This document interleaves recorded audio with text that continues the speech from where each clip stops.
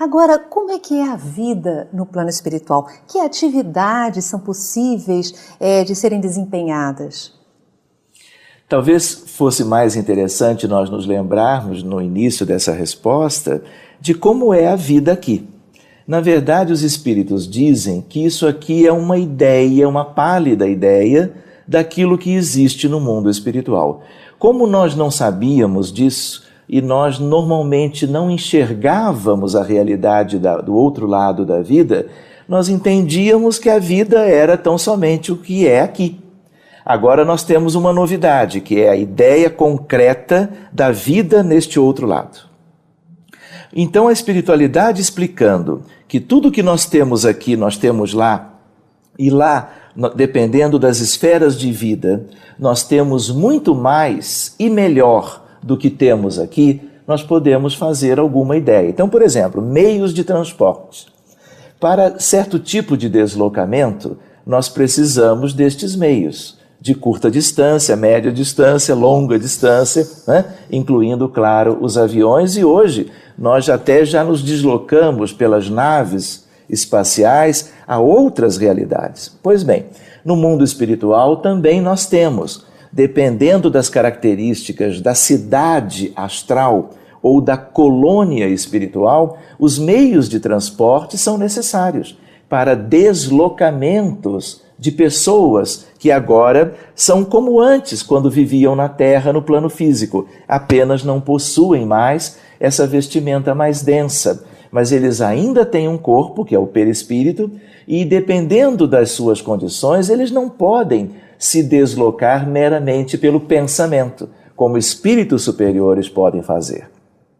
E aí, então, eles precisam de meios de transporte. No próprio livro Nosso Lar, nós aprendemos a ideia do aeróbus, que é como se fosse um ônibus para deslocamento das pessoas de uma região para outra da mesma colônia.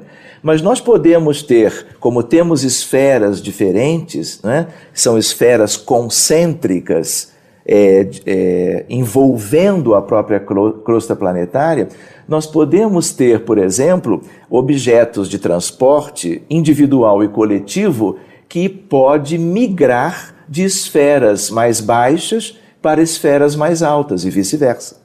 Mas existem outros muitos aspectos. No mundo espiritual, a vida é muito mais exuberante, a vida é muito mais maravilhosa, a vida é muito mais propriamente capaz de levar o espírito a progredir incessantemente e a programar um novo retorno no futuro para que ele, uma vez reencarnado de novo, coloque em prática tudo aquilo que ele vivenciou na erraticidade, que é aquele período entre um desencarne e o reencarne seguinte.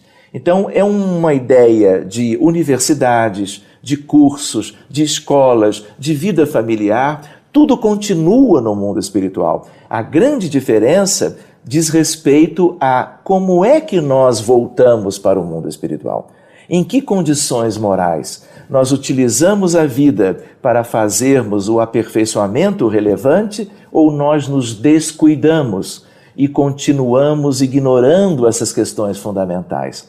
Então, tudo depende das aquisições das virtudes do Espírito. É isso que vai nos remeter a uma maior ou menor felicidade. E além da felicidade, com ela, o grau de liberdade de podermos expandir a nossa existência no mundo espiritual de uma maneira mais ampla ou mais acanhada. Tudo sempre dependendo de quem somos.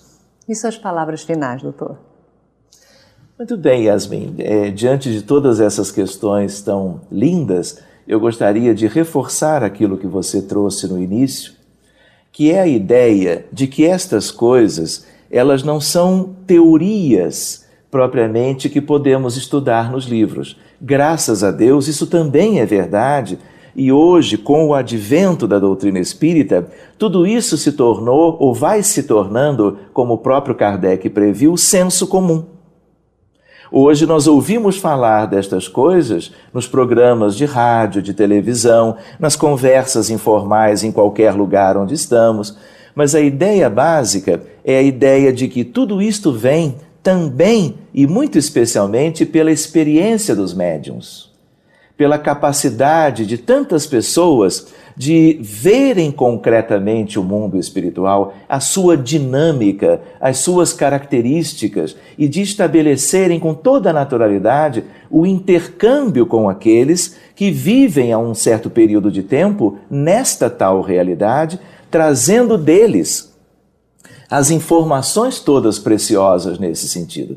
É o chamado fato espírita, que é o fato mediúnico. E é isso que traz uma ideia aparentemente abstrata para a concretude da nossa realidade, para que isto nos motive à evolução.